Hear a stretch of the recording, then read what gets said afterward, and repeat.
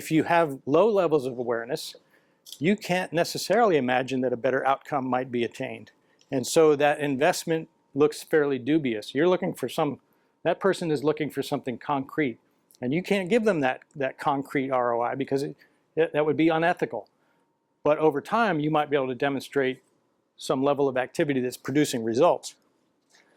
Companies that are running manufacturing firms, where they're making a part or building a system or a large product, they tend to work on a longer time horizon.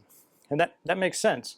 So in defense, shipbuilding dollars, for example, last for 5 to 7 years. Procurement and R&D funding may be 2 to 3 years. But operations and maintenance or operations and sustainment funds, those are 1-year funds.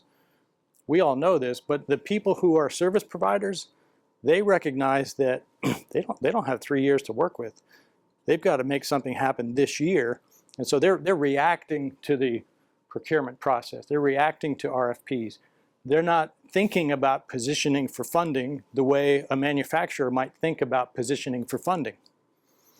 If you talk to defense executives about issues of compliance, you will almost always drift into a conversation about ethics. And there will be some reference to ethics training that they undertook within the past 12 months. We would all probably think that's a good thing. But if you start asking questions about business development communications versus lobbying communications, then it gets pretty squishy. They don't really understand where that line of demarcation is. And this is where shadow lobbying can really be problematic, in that we know those lines have to deal with how senior the person is in the executive branch with whom you're speaking, or in Congress, how many times you speak to them, and how much time you spend on this. Some executives can fumble about the 20% rule of how much of their time is calculated, and some can even talk about how their company has a method to capture that. What is that percentage? Some companies don't know that there's a requirement to be tracking that. The law doesn't say how to do it. It just says that you need to have a procedure in place.